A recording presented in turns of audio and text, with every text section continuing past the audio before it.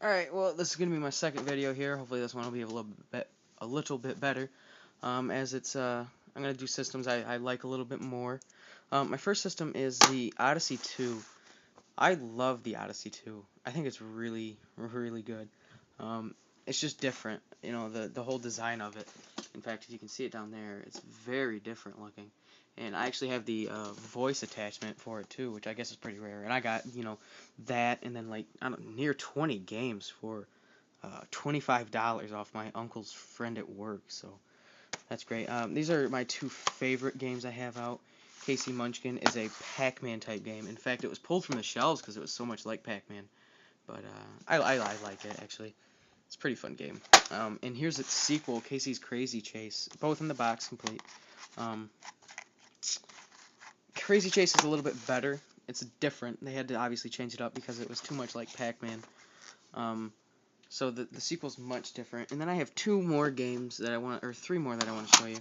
The first is Type and Tell. This goes with the voice, and you can put this in the cartridge slot and type, and the voice module will actually say what you type. It's very cool. The things you can get it to say are very funny. And this is a hidden gem. The game is just okay, but it's apparently extremely rare, and I got it in the $25 thing, and it's a very rare game apparently. And I have the manual for it too in that little stack of manuals there. So that's why I keep these games are my favorites, and the rare one, of course. I keep them separate from the rest. The rest are actually full in this box right here.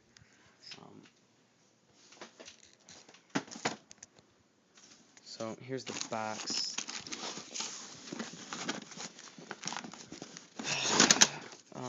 Yeah.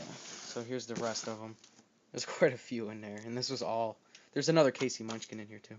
So I have two Caseys, but whatever. It's a good game. I don't mind it. And then here's Quest for the Rings. Quest for the Rings goes with that box there.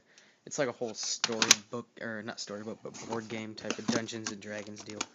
And I have to do the Colecovision in here too in this video, but I actually want to show you guys the voice talking, because it's one of my favorite things ever.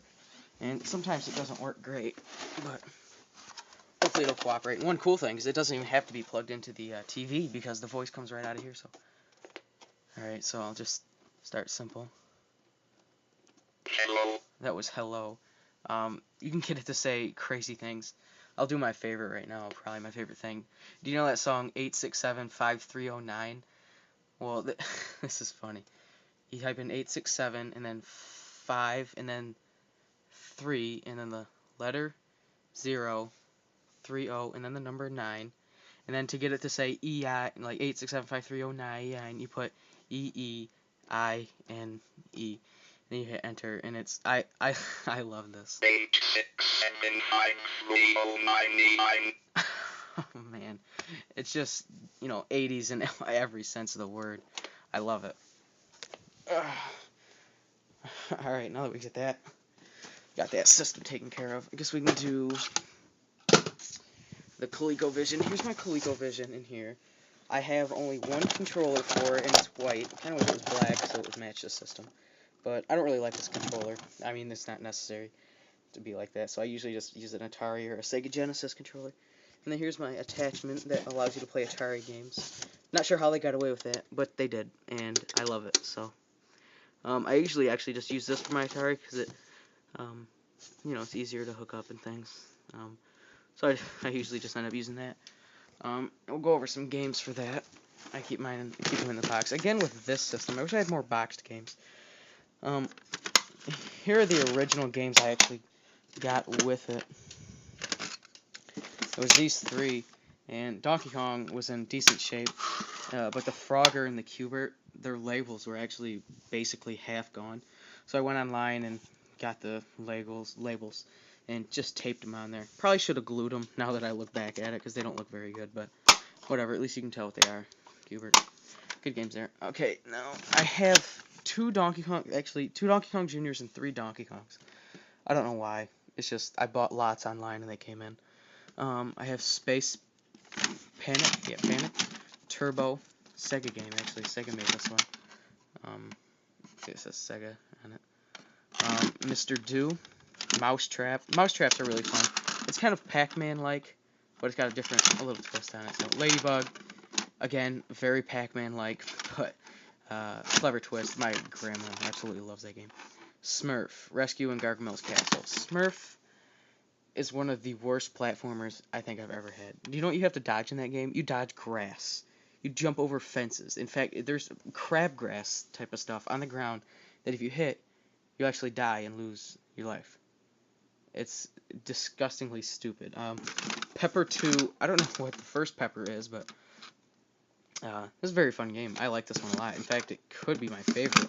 It's another Pac-Man type game, but it's kind of not like Pac-Man. It's Pac-Man in the sense that you're going around a board.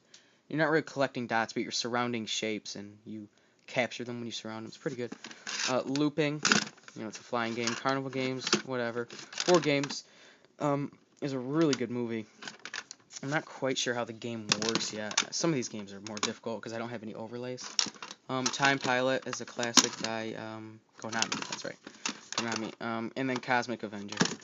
To be honest, I don't have much interest anymore in collecting for the Colecovision. I have it, and I have a pretty good game library.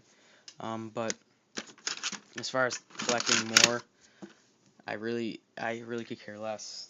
I think I'm pretty happy with where I'm at right now. The Odyssey 2, I would like to collect, I guess, a little more for it.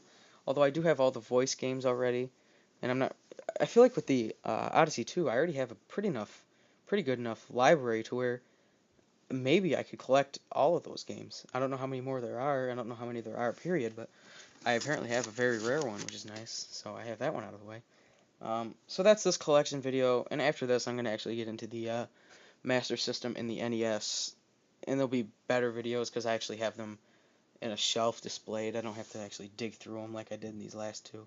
So we'll do that video next, so tune in to that one too. Oh, also before I go, I want to, my last video was on the Intellivision and the Atari 2600. I forgot to give a shout out to Intellivision, dude, because when I first found a Craigslist ad for an Intellivision, I talked to him about it, and he told me the ins and the outs of the Intellivision, basically, and we still talk to this day, pretty frequently, I guess. And so yeah, quick shout out there, and tune in next for the NES video.